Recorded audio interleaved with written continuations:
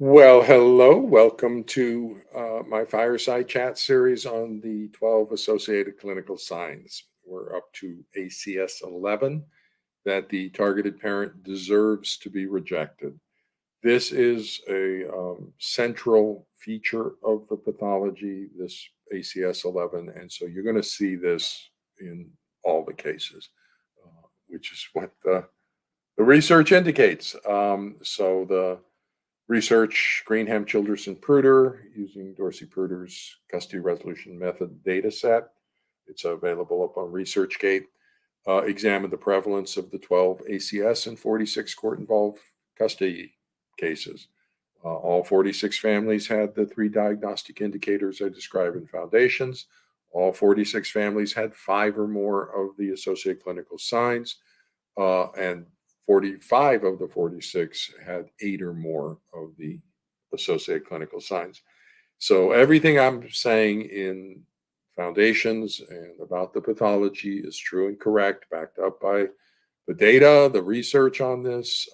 No matter how you look at the pathology, personality pathology, you see the same thing. As you look at family systems, it's the same thing. You look at persecutory delusion, same thing. Look at attachment pathology, same thing. And you open it up, you look at the 12 associated clinical signs, same thing. So every way you look at the pathology is reflecting the same coherent set of patterns, same coherent explanation. So an ACS 11 deserves to be rejected, was found in 100% of the families in Dorsey-Pruder's data set. So what is it? It's the allied parent and or the child asserts that the targeted parent deserves to be rejected. The belief that the person deserves to suffer is the justification used for intimate partner violence.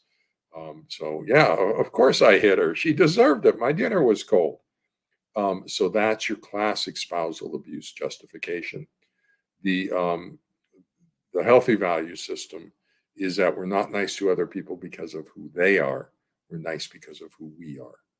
And so that's where this symptom comes from. It's a core to the spousal abuse theme, that the targeted parent deserves to suffer. When the child says it, the child's being used as the weapon. When the allied parent says it, that's their justification for the spousal abuse. They deserve it. They were a bad spouse, bad parent. I'm sorry, bad spouse parent. It gets kind of confused in their minds, in the pathological parent's mind, as to spouse and parent. The narcissistic value is that it's okay to be cruel to people, the absence of empathy if they deserve it, due to some failing.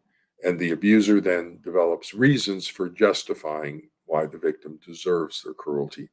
So that's what this feature is, what you're going to see reflected in the child.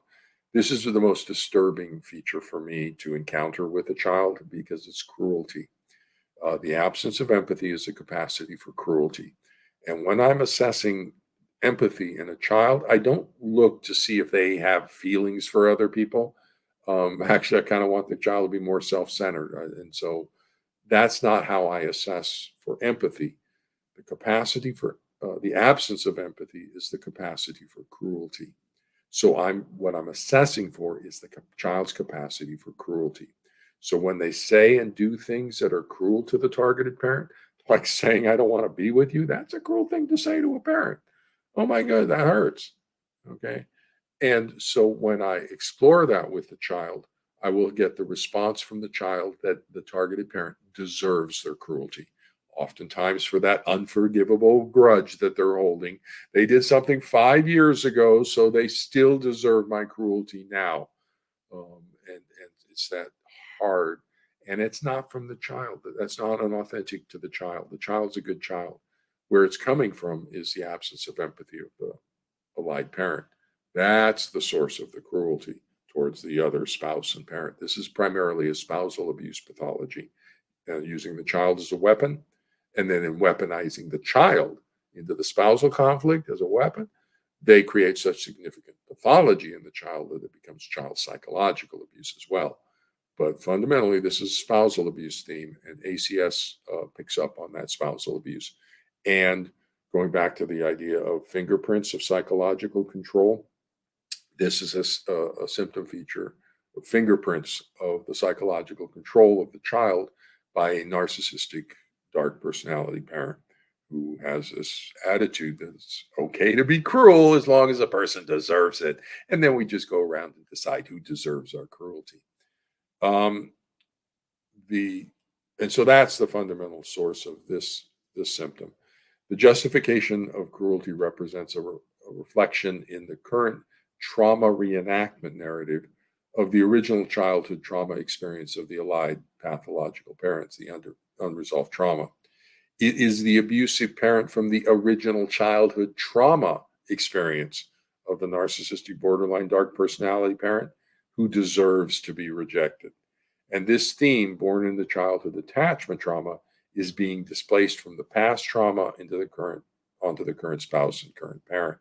So when we understand this as a trauma reenactment narrative, a false act, the patterns that were laid down in that allied parent's childhood of they were being forced to bond to a problematic parent, and that parent deserves to be rejected. Okay, that's the belief system. So when they enter the role of the protective parent in this trauma reenactment narrative, they're protecting the child because the other parent deserves to be rejected. It was their own childhood parent that's coming from. It's not this current parent who deserves. Nobody deserves cruelty. And so if there's problems, we fix them. Piece of cake. We put them on a treatment plan. We fix them. But this is an echo, a ripple of their own earlier childhood trauma experience. And this one is a disturbing. I never like to see the absence of empathy in a child, the capacity for cruelty. I can get a lot of kids acting out in school, juvenile justice system, a lot of places doing a lot of stuff, substance abuse problems, but they all have empathy.